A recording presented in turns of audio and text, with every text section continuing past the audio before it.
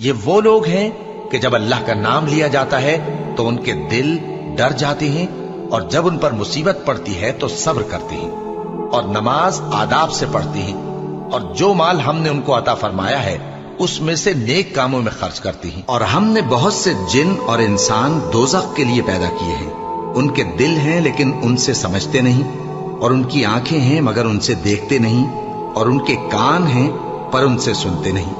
یہ لوگ بالکل چوپایوں کی طرح ہیں، بلکہ ان سے بھی زیادہ بھٹکے ہوئے۔ یہی وہ ہیں جو غفلت میں پڑے ہوئے ہیں۔ سو کیا ان لوگوں نے ملک میں سیر نہیں کی تاکہ ان کے دل ایسے ہوتے کہ ان سے سمجھ سکتے، اور کان ایسے ہوتے کہ ان سے سن سکتے؟ بات یہ ہے کہ آنکھیں اندھی نہیں ہوتی، بلکہ دل جو سینوں میں ہیں وہ اندھے ہو جاتے ہیں۔ اور وہی تو ہے جس نے تمہارے کان اور آنکھیں اور دل بنائے، لیکن تم کم ہی شکر کرتے ہو۔ اور وہی تو ہے جس نے تم کو زمین میں پیدا کیا، اور اسی کی طرف تم سب جمع ہو کر جاؤ گے۔ اور وہی ہے جو زندگی بخشتا اور موت دیتا ہے، اور رات اور دن کا بدلتے رہنا اسی کا تصرف ہے۔ کیا تم سمجھتے نہیں؟ اور جب قرآن پڑھا جائے تو توجہ سے سنا کرو اور خاموش رہا کرو تاکہ تم پر رحم کیا جائے، اور اپنے پروردگار کو دل ہی دل میں عاجزی اور خوف سے اور پست آواز سے صبح و شام یاد کرتے رہو، اور دیکھنا غافل نہ ہونا۔ جو لوگ تمہارے پروردگار کے پاس ہیں وہ اس کی عبادت سے روگردانی نہیں کرتے، اور اس پاک ذات کو یاد کرتے اور اس کے آگے سجدے کرتے رہتے ہیں۔ مومنو، اللہ سے ڈرو جیسا کہ اس سے ڈرنے کا حق ہے، اور مرنا تو مسلمان ہی مرنا، اور سب مل کر اللہ کی ہدایت کی رسی کو مضبوط پکڑے رہنا اور فرقے فرقے نہ ہو جانا، اور اپنے اوپر اللہ کی اس مہربانی کو یاد رکھنا جب تم ایک دوسرے کے دشمن تھے تو اس نے تمہارے دلوں میں الفت ڈال دی، اور تم اس کی مہربانی سے بھائی بھائی ہو گئے، اور تم آگ کے گڑھے کے کنارے تک پہنچ چکے تھے تو اس نے تم کو اس سے بچا لیا۔ اس طرح اللہ تم کو اپنی آیتیں کھول کھول کر سناتا ہے تاکہ تم راہ راست پر رہو۔ ایسے لوگ جن کو اللہ کے ذکر اور نماز پڑھنے اور زکوٰۃ دینے سے نہ سوداگری غافل کرتی ہے نہ خرید و فروخت، وہ اس دن سے جب دل خوف اور گھبراہٹ کے سبب الٹ جائیں گے اور آنکھیں اوپر چڑھ جائیں گی ڈرتے ہیں، تاکہ اللہ ان کو ان کے اعمال کا بہت اچھا بدلہ دے اور اپنے فضل سے زیادہ بھی عطا فرمائے۔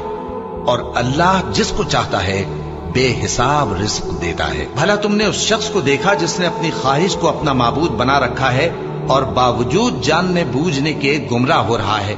تو اللہ نے بھی اس کو گمراہ رہنے دیا، اور اس کے کانوں اور دل پر مہر لگا دی، اور اس کی آنکھوں پر پردہ ڈال دیا۔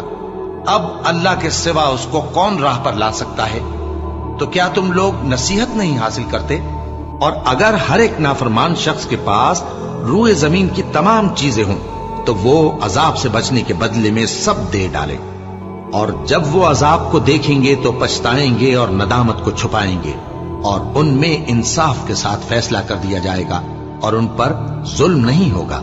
اب جس کے اعمال کے وزن بھاری نکلیں گے وہ دل پسند عیش میں ہوگا، اور جس کے وزن ہلکے نکلیں گے اس کا ٹھکانہ ہاویہ ہے۔ اور تم کیا سمجھے کہ ہاویہ کیا چیز ہے؟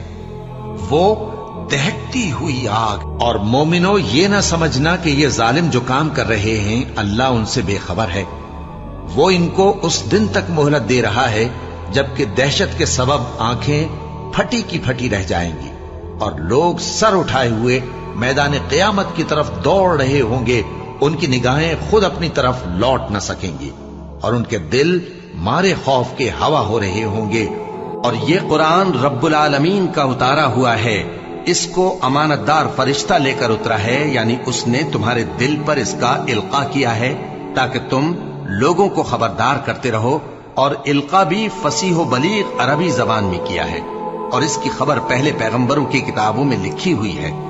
اور جب ابراہیم نے اللہ سے عرض کیا کہ اے پروردگار مجھے دکھا کہ تو مردوں کو کیوں کر زندہ کرے گا، اللہ نے فرمایا کیا تم نے اس بات کا یقین نہیں کیا؟ انہوں نے کہا کیوں نہیں، لیکن میں دیکھنا اس لیے چاہتا ہوں کہ میرا دل اطمینان کامل حاصل کر لے۔ فرمایا کہ 4 پرندے لے لو، پھر ان کو اپنے سے ہلا لو اور ان کے ٹکڑے ٹکڑے کر دو، پھر ان کا ایک ایک ٹکڑا ہر ایک پہاڑ پر رکھ دو، پھر ان کو بلاؤ تو وہ تمہارے پاس دوڑتے چلے آئیں گے، اور جان رکھو کہ اللہ غالب ہے، صاحب حکمت ہے۔ اور اس دن سے ڈرو جبکہ تم اللہ کے حضور میں لوٹ کر جاؤ گے، اور ہر شخص اپنے اعمال کا پورا پورا بدلہ پائے گا، اور کسی کو کچھ نقصان نہ ہوگا۔ جو کچھ آسمانوں میں اور جو کچھ زمین میں ہے سب اللہ ہی کا ہے۔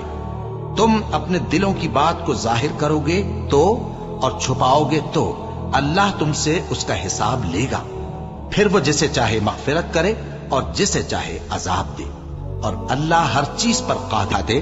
تو ان کو اجنبی سمجھ کر دل میں خوف کیا۔ فرشتوں نے کہا کہ خوف نہ کیجیے، ہم قوم لوط کی طرف ان کے ہلاک کرنے کو بھیجے گئے ہیں۔ اور ابراہیم کی بیوی جو پاس کھڑی تھی ہنس پڑی، تو ہم نے اس کو اسحاق کی اور اسحاق کے بعد یعقوب کی خوشخبری دی۔ اس نے کہا، اے میرے بچہ ہوگا، میں تو بڑھیا ہوں اور یہ میرے میاں بھی بوڑھے ہیں، یہ تو بڑی عجیب بات ہے۔ انہوں نے کہا، کیا تم اللہ کی قدرت سے تعجب کرتی ہو؟ اے اہل بیت، تم پر اللہ کی رحمت اور اس کی برکتیں ہیں، وہ لائق تعریف ہے، بڑا ہے۔ پھر جب ابراہیم سے خوف جاتا رہا اور ان کو خوشخبری بھی مل گئی تو قوم لوط کے بارے میں لگے ہم سے بحث کرنے۔ بے شک ابراہیم بڑے تحمل والے، نرم دل اور رجوع کرنے والے تھے۔ اے ابراہیم، اس بات کو جانے دو، تمہارے پروردگار کا حکم آ پہنچا ہے، اور ان لوگوں پر عذاب آنے والا ہے جو کبھی نہیں ٹلنے کا۔ اور جب ہمارے فرشتے لوط کے پاس آئے تو وہ ان کے آنے سے غمناک اور تنگ دل ہوئے، اور کہنے لگے کہ آج کا دن بڑی مشکل کا دن ہے۔ اور لوط کی قوم کے لوگ ان کے پاس بے تحاشا دوڑتے ہوئے آئے، اور یہ لوگ پہلے ہی سے انتہائی بیہودہ حرکتیں کیا کرتے تھے۔ لوط نے کہا کہ اے بھائیو، یہ جو میری قوم کی لڑکیاں ہیں یہ تمہارے لیے جائز اور پاک ہیں، تو اللہ سے ڈرو اور میرے مہمانوں کے بارے میں مجھے بے آبرو نہ کرو۔ کیا تم میں کوئی بھی شائستہ آدمی نہیں؟ وہ بولے، تم کو معلوم ہے کہ تمہاری ان بیٹیوں کی ہمیں کچھ حاجت نہیں، اور جو ہماری غرض ہے اسے تم خوب جانتے ہو۔ لوط نے کہا، اے کاش مجھ میں تمہارے مقابلے کی طاقت ہوتی، یا میں کسی مضبوط قلعے میں پناہ لے لیتا۔ فرشتوں نے کہا، اے لوط، ہم تمہارے پروردگار کے فرشتے ہیں، یہ لوگ ہرگز تم تک نہیں پہنچ سکیں گے، تو کچھ رات رہے سے اپنے گھر والوں کو لے کر چل دو، اور تم میں سے کوئی شخص پیچھے مڑ کر نہ دیکھے، مگر تمہاری بیوی کے جو آفت ان پر پڑنے والی ہے وہی اس پر بھی پڑے گی۔ ان کے عذاب کے وعدے کا وقت صبح ہے، اور کیا صبح کچھ دور ہے؟ پھر جب ہمارا حکم آیا ہم نے اس بستی کو الٹ کر نیچے اوپر کر دیا، اور ان پر پتھر کی تہ بتہ کنکریاں برسائیں جن پر تمہارے پروردگار کے ہاں سے نشان کیے ہوئے تھے، اور وہ بستی ان ظالموں سے کچھ دور نہیں۔ یہ مشورہ کر کے وہ اپنے والد سے کہنے لگے کہ ابا جان، کیا سبب ہے کہ آپ یوسف کے بارے میں ہمارا اعتبار نہیں کرتے؟ حالانکہ ہم اس کے خیر خواہ ہیں، کل اسے ہمارے ساتھ بھیج دیجئے کہ خوب میوے کھائے اور کھیلے کودے، ہم اس کے نگہبان ہیں۔ انہوں نے کہا کہ یہ امر مجھے غمناک کیے دیتا ہے کہ تم اسے لے جاؤ، یعنی وہ مجھ سے جدا ہو جائے، اور مجھے یہ بھی خوف ہے کہ تم کھیل میں اس سے غافل ہو جاؤ اور اسے بھیڑیا کھا جائے۔ وہ کہنے لگے کہ اگر ہماری موجودگی میں کہ ہم ایک طاقتور جماعت ہیں اسے بھیڑیا کھا گیا تو ہم بڑے نقصان میں پڑ گئے۔ اور جب وہ ان مقامات سے داخل ہوئے جہاں جہاں سے داخل ہونے کے لیے ان کے والد نے ان سے کہا تھا، تو وہ تدبیر اللہ کے حکم کو ذرا بھی ٹال نہیں سکتی تھی۔ ہاں، وہ یعقوب کے دل کی خواہش تھی جو انہوں نے پوری کی تھی، اور بے شک وہ صاحب علم تھے، کیونکہ ہم نے ان کو علم سکھایا تھا، لیکن اکثر لوگ نہیں جانتے۔ اور ان کے پاس سے چلے گئے اور کہنے لگے کہ ہائے افسوس یوسف پر، ہائے افسوس، اور رنج و الم میں ان کی آنکھیں سفید ہو گئیں اور ان کا دل غم سے بھر رہا تھا۔ بیٹے کہنے لگے کہ واللہ آپ تو یوسف کو اسی طرح یاد ہی کرتے رہیں گے یہاں تک کہ آپ گھل جائیں گے یا جان ہی دے دیں گے۔ انہوں نے کہا کہ میں تو اپنے غم و اندوہ کا اظہار اللہ سے کرتا ہوں، اور اللہ کی طرف سے وہ باتیں جانتا ہوں جو تم نہیں جانتے۔ اس نے کہا کہ پروردگار، جیسا تو نے مجھے بھٹکا دیا ہے میں بھی زمین میں لوگوں کے لیے گناہوں کو آراستہ کر کے دکھاؤں گا اور سب کو بہکاؤں گا۔ ہاں، ان میں جو تیرے خاص بندے ہیں ان پر میرا قابو چلنا مشکل ہے۔ فرمایا کہ مجھ تک پہنچنے کا یہی سیدھا رستہ ہے، جو میرے خاص بندے ہیں ان پر تجھے کچھ قدرت نہیں کہ ان کو گناہ میں ڈال سکے۔ ہاں، بد راہوں میں سے جو تیرے پیچھے چل پڑے، اور ان سب کے وعدے کی جگہ جہنم ہے، ہم نے کفار کی کئی جماعتوں کو جن کو فوائد دنیاوی سے نوازا ہے، تم ان کی طرف رغبت سے آنکھ اٹھا کر نہ دیکھنا اور نہ ان کے حال پر رنج و غم کرنا، اور مومنوں کے ساتھ تواضع سے پیش آنا، اور کہہ دو کہ میں تو اعلانیہ ڈر سنانے والا ہوں، اور ہم ان کفار پر اسی طرح عذاب نازل کریں گے جس طرح ان لوگوں پر نازل کیا جنہوں نے تقسیم کر دیا، یعنی قرآن کو کچھ ماننے اور کچھ نہ ماننے سے ٹکڑے ٹکڑے کر ڈالا۔